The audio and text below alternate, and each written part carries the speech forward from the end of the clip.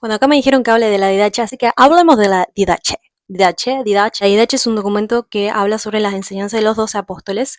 Este está escrito entre el siglo I y el siglo II. ¿Por qué? ¿Por qué se escribe en el siglo I y el siglo II? Porque los apóstoles, los discípulos de Jesús, necesitaban dejar un orden para los cristianos que seguían, porque ellos creían que iban a ver el regreso de Jesús como lo creemos nosotros, pero se habían dado cuenta que iba a tardar un par de generaciones más. Esto lo vemos en la carta de Pablo, que en las últimas cartas como que él ya escribe. En las primeras cartas vemos que él escribe como si ya lo viera el Señor volver, y en las últimas cartas como que ya acepta la soberanía de Dios, que puede ser que en algunas generaciones, que se tarde algunas generaciones, pero para que alcancen todos los cristianos. Institución de los obispos, de quién podía estar, bueno, que lo vemos en las cartas de Pablo también, en la institución de los obispos, que yo, después lo vemos en las cartas de los discípulos de Jesús, que es como, no sé, como Clemente de Antioquía, como Policarpo, ¿no? Tenemos estas cartas, que ya en el siglo I había un orden establecido que tenían que seguir para estar ordenados, ¿no? De que no sea un descontrol total. La Didache es un instructivo, vamos a decirlo simple, es un instructivo con los sacramentos importantes que dejó el Señor, el bautismo y la Santa Cena. La Eucaristía, ¿no? Creo que lo menciona como Eucaristía en la Didache.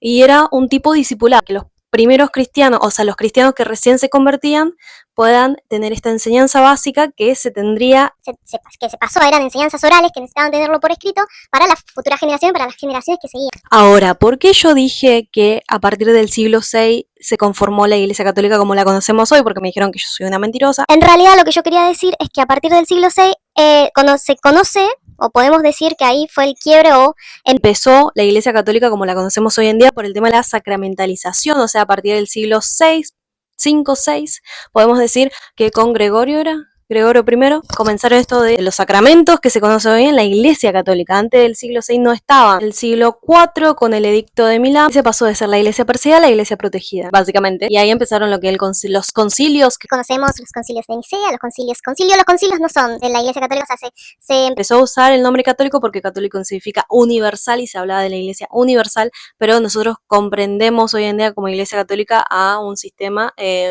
específico de culto por todo lo que pasaron en estos siglos, básicamente. Así que la Didache no pertenece a la Iglesia Católica. Los primeros 6 siglos no pertenecen a la Iglesia Católica que hoy conocemos como hoy en día.